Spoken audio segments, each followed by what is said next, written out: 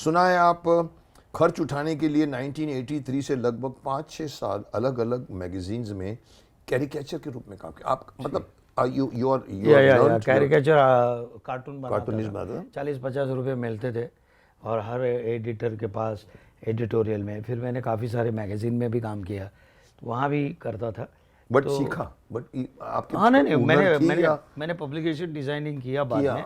और प्राइवेट मुझे पेंटिंग करना था बट नहीं कर पाया। मैं स्कूल ऑफ आर्ट में गया 2 साल, फिर मैंने हॉबी क्लास कंटिन्यू किए जे स्कूल ऑफ आर्ट में। फिर प्राइवेटली मैंने कमर्शियल आर्ट और पब्लिकेशन डिज़ाइनिंग किया। तो मैं सब करता था वो। तो पहले मतलब चित्रकारी भी अंदर है, मतलब कलाकारी जो है वो दूसरी अंदर बड़ी से। है। इसीलिए आपने अपना गर्थ भी बढ़ा दिया है कि तुम यहाँ रहना, यहाँ रहो, तुम यहाँ रहो, तुम यहाँ रहो। अच्छा है, मतलब लेकिन वो ये मुझे यूज़फुल होती है। मुझे स्क्रीन पर कोई भी कैरेक्टर करने के लिए, उसका निरीक्षण करने के लिए वो मुझे बहुत यूज़फुल होता है knowledge always because of art. वो आर्ट जो है अगर आपको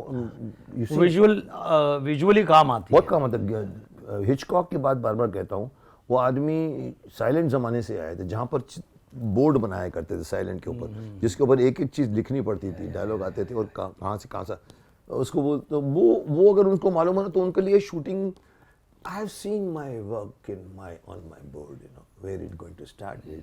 So आपके अंदर वो it helped you. सुना है ये हो गया कि आप जैसे मैंने कहा कि आप कैरिकेचर के रूप में काम किया, एक स्केच का 50-100 रुपये 40-50 रुपये 50-100 तक मिल जाता होगा। क्या तब आप अभिनय से दूर थे?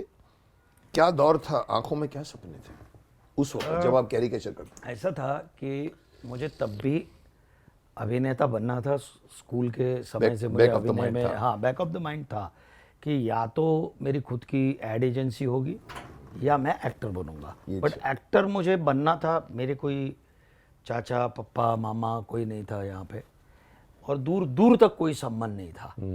ओके। लेकिन मुझे थिएटर में रुचि थी, रंगमंच में रुचि थी।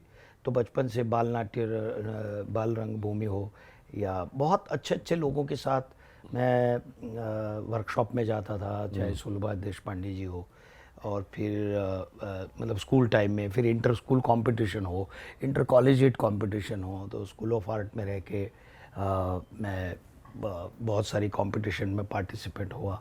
फिर इंटर स्टेट कंपटीशन आए, हाँ, उन्मेष, INT, प्रवीण जोशी वगैरह के साथ काम किया। सभी मैंने नहीं, प्रवीण जोशी साहब के साथ तो काम करने का मौका नहीं मिला। हाँ, वो भी चले गए, लेकिन ही वाज ग्रेट मैन। हाँ, so he was legendary. He was, आज भी लोग उन्हें याद करते हैं। मैंने तो बहुत कम, मैंने तो उनके प्लेस देखे, मेरे को इन्वाइट करते थे। तो उनके भाई दूसरे भाई जो अरविंद जोशी साहब के साथ उनके काम नहीं किया, जोशी लेकिन सब सौभाग्य है कि उनके साथ काफी मिला। हाँ, मिले हम लोग बहुत बार। सरिता बहन के साथ काम नहीं किया वैसे, नहीं किया, बट उनको देखा है, करीब से देखा है। Santu Rangeeli, My Fair Lady, she was also good. She was Santu Rangeeli की अपनी स्टाइल थी। परवीन जोशी की तो स्टाइल थी जो आई थिंक शफी इनामदार ने बाद में कॉपी किया, थैंक करके वो पूरा परवीन जोशी की स्टाइल करके। नहीं, इम्पैक्ट होता है किसी का भी, डेफिनेटली होगा। तो मेरा सौभाग्य नहीं रहा उनको देखने का या उनसे। लेकिन मैं एक चीज बताता हूँ कि नाटकों की रुचि के कारण वो कंसिस्टेंसी मेरी रही और वो फोकस रहा कि मुझे करना ही है। और फिर धीरे धीरे धीरे मैं उसी में ही टिका रहा। साइमल्टेनियसली जॉब भी करता रहा। जॉब एक, और उस समय ऐसा नहीं था कि जॉब मिलने के क्योंकि सारा डिज़ाइनिंग वगैरह था, पेज मेकिंग वगैरह मैन्युअली होता था, कंप्यूटर नहीं थे। तो इसलिए एक नौकरी अगर नाटक के लिए छूट गई तो दूसरी इमीडिएटली दूसरे महीने मिल जाती थी। वो प्रॉब्लम नहीं था। माँ बड़ी चिंतित होती थी मेरी कि इसका क्या होगा, क्योंकि नेचुरली माँ जॉब सबसे, हाँ, तो सिक्योरिटी। और फिर तो फिर काफ़ी सारी 17 18 नौकरियाँ बदली मैंने।